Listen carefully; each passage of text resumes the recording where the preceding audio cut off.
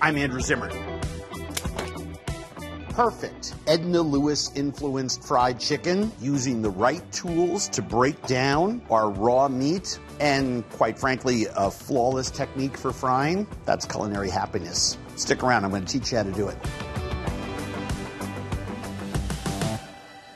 So the first thing that I want to do, because it also shows you how you might spatchcock a bird, we'll just show you different moves along the way. Use the chicken's skin color to guide your cuts as you remove the backbone of the bird. And if you follow that line, you actually go right through those rib cages and those pieces, and you take out something that has really no meat on it whatsoever, and you can reach down and you can actually just crack that. You hear that little noise? That's all it is. And it flattens out this breast curved piece. From here, I find it very easy.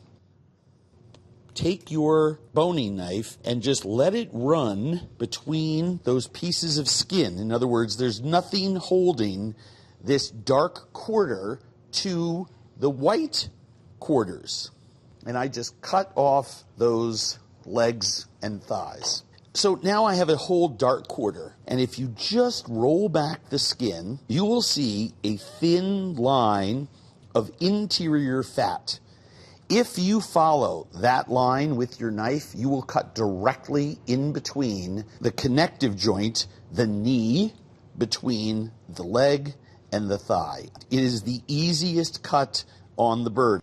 Just simply do it with this knife, lay it right there, and just go right through the joint. Cut the pieces of skin. Nothing could be easier. I want to show you one of the reasons to have a cleaver. I happen to love just taking that little piece off. It releases those 4 tendons. So by doing that, you're going to get a really nice French look. I like these little wing tips for stocks. You can go through them with your cleaver while it's in your hand. And then with either my cleaver or my boning knife, I like to slice through this part of the breast to free the drummy and give me just a little more meat on that. So I just come down right through that joint. There's 45 degrees, about a ½ inch up, right through. And now the wing is more valuable. It has more meat on it. I'm going to show you how to take the boneless breast off of there, and then we'll fry this piece. Do you see that line down there? All I want to do is put my knife on one side of that and make an incision. Just go straight down. Now, this thin, long boning knife can do its job that no other knife does as well, which is I'm just feathering this against the rib cage all the way down the bird. But you now have a boneless chicken breast. What I want to do right now is take this cleaver and come down through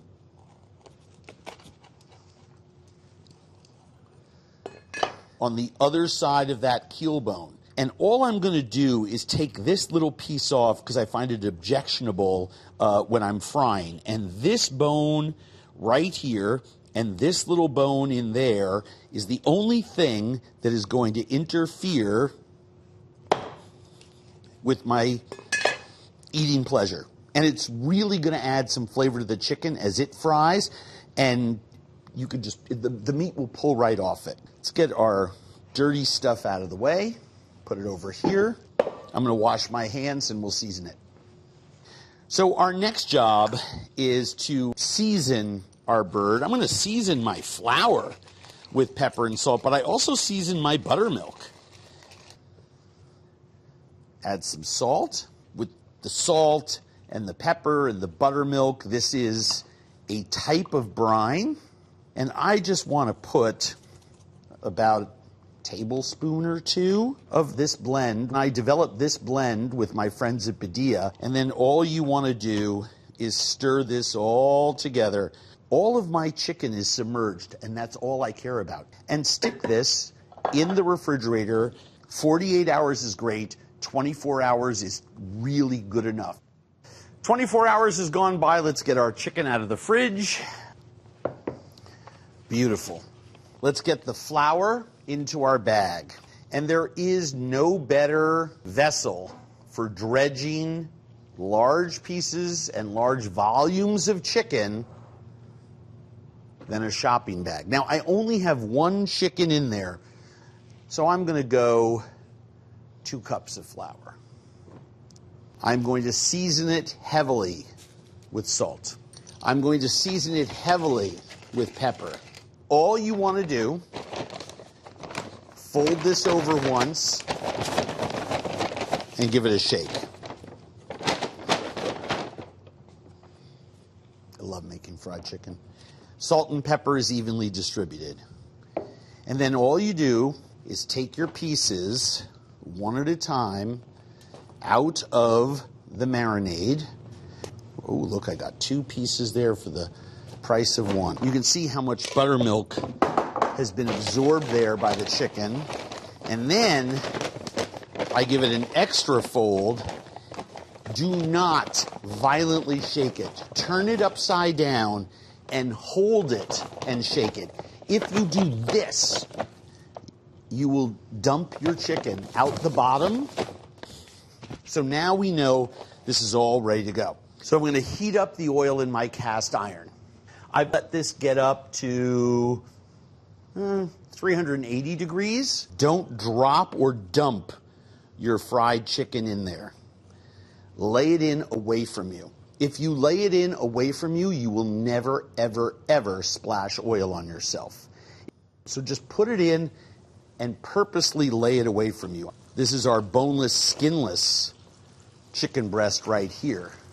Lay this away from ourselves. And when those pieces go in, I raise the temperature. Here's another leg away from me.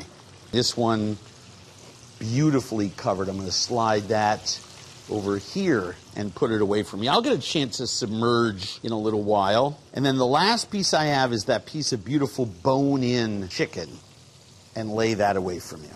This is going to take 25 to 30 minutes to fry. The wings are going to come out first, along with the boneless, skinless chicken breast. They don't take that long, maybe 10, 15 minutes. And then the dark meat and the bone-in breast is typically done at the same time. All of this bubbling is moisture leaving the chicken. Once it gets really, really quiet, that chicken is almost done. At this point, I throw in my pieces of bacon. The reason I don't throw them in right away is they might burn. Now, they are just going to season my oil.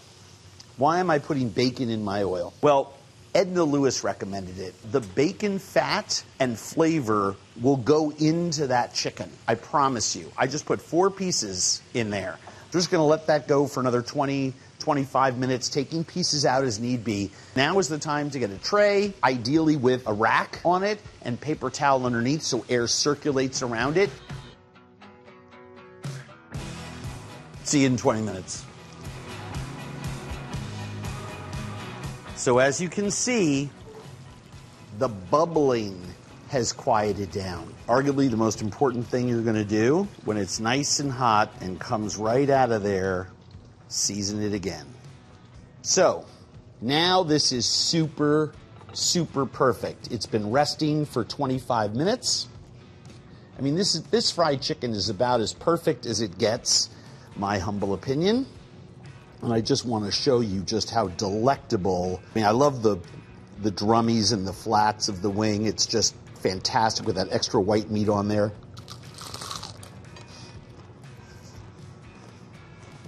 There is no better proof that you have perfect fried chicken than just this cascade of stained glass, fragile shards of crust falling on your board, that the meat just comes cleanly off the bone, but it's super moist. There's nothing dry about this. I'm going to cut this in half just to show you how perfect that white meat has turned out. That push stroke that we talked about before. Look at how moist. When I push with my knife, that is just juicy, boneless, skinless breast. That is a sign of perfectly fried chicken. I need to walk away now because I'm just going to house this entire thing. We have other work to do.